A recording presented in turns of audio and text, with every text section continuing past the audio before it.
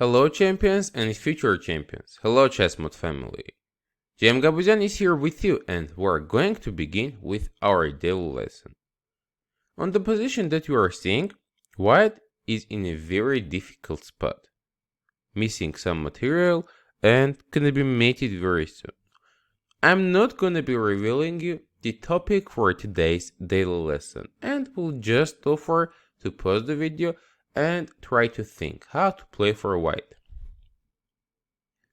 Since we're getting mated in a move, we have no choice but to make something really crazy. So white is playing rook takes d8 check, king d8, and out of a sudden white is playing queen d1 check.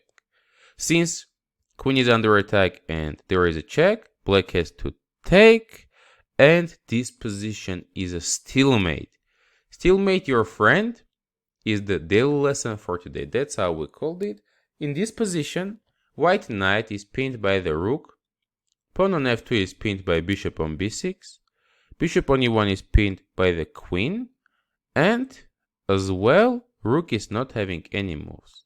Bishop on h3 is taking all other squares of white king. Too many arrows, I know, but just trying to highlight for you the stalemate, and that's what we're going to cover today. Sometimes in very low situation, stalemate will provide you a very friendly support. Let's now go ahead to see the next one. In this position, black is having an extra piece and is absolutely winning. But suddenly black player went for queen f3. And now, guys, you can pause the video and try to think how to play here for white. Here, white is having queen g7 move. Since after black takes, white king has no available options. All of the squares are covered by black pieces. So, after queen g7, if black is trying to go king f5, of course queen f7 will be also drawish, because with knight f6 there are no pawns for black to win, but white has an easier way, just playing queen g5 check. If king e6 going queen e7, now king d5 is not working due to queen b7, and if king f5 then queen g5, so this is not the case.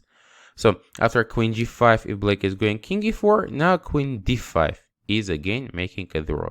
If king e3, queen d3. Eventually, this king is not having any moves, has to take, and stalemate is on the board. But in the game, after queen f3, white also made a huge mistake and played queen b1 check. Now black was again having a chance to win, just going back queen f5. But in the game it's happening king h6, and actually after queen g6, black is forced to take, because otherwise it's a checkmate. And after takes, stalemate unfortunately happened for black side.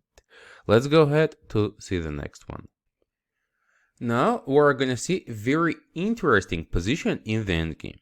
White is missing two pawns, but this position is absolutely drawish, since there is an idea which white is using to survive. So now, black pawns are too far from each other. White is playing rook g3, attacking this pawn. Logically, black has to protect it, but now we're going rook g6. The thing is that king is having no much moves, and if king h5 we will just go back. Otherwise, this pawn is not having any options to be advanced, since rook is protecting this. So black just can be waiting and making a draw. White will go king h2, king h1. So, if black is just trying to play rook b7, king h2, king h5, rook g3, this is a draw. We cleared it up. After rook g6, black can try to play rook a1 check, king h2, rook a2 check, king h1, and trying to play here rook g2. The thing is now, guys, if we're taking the rook, after takes and king g2, black is winning this pawn endgame with the opposition, just playing king to g4. And as you know, this pawn endgame is lost because black king is moving white king to the wrong spot and is able to successfully advance the pawn. For this reason, after rook g2, white has to play differently. You can pause the video, guys, and try to think about it. Rook h6 check is happening. You can remember that whenever the king is at the corner of the board and there is a rook in front of it in this way, supported by something, king is having no moves. In very different positions, this kind of stalemate is happening very often. So white is just ready to give away the rook. The thing is now that if black is taking, it's a stalemate.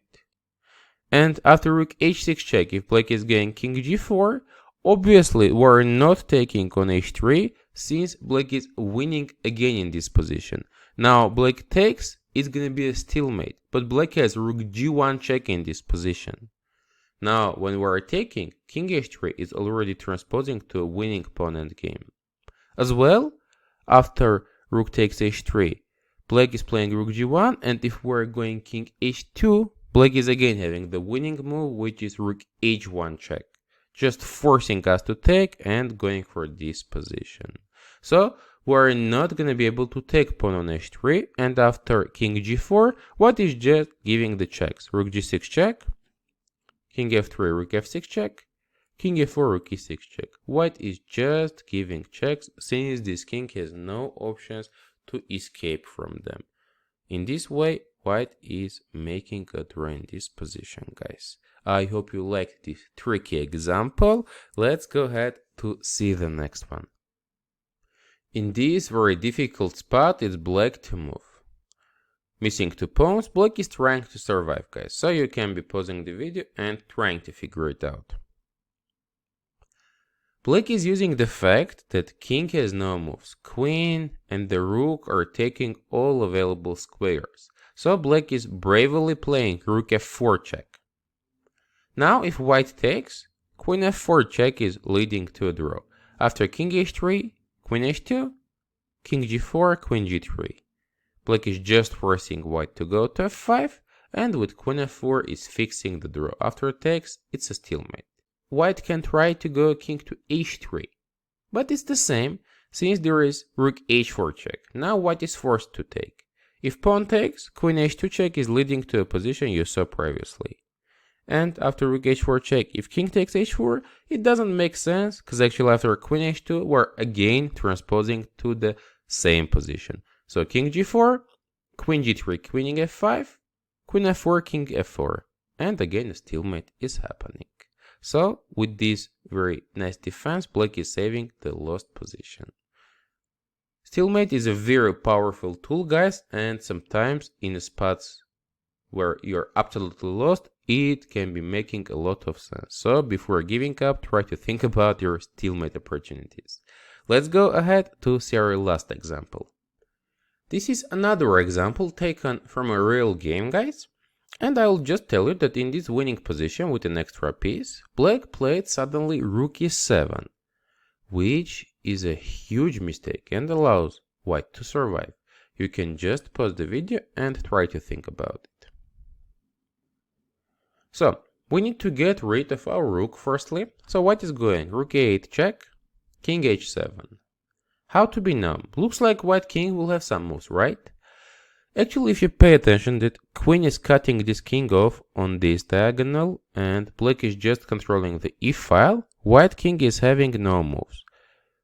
Also, the pawn on h5 will have the h6 opportunity. But suddenly, in 2 moves, white is getting rid of all the movement options. Just playing rook h8 check. Now king g7 is just unacceptable. There will be a check on g8 square. Otherwise, after black takes, we're now suddenly playing queen h6. The queen is under attack, so black cannot be ignoring this and moving the king. And once black takes, we have no move with the pawn.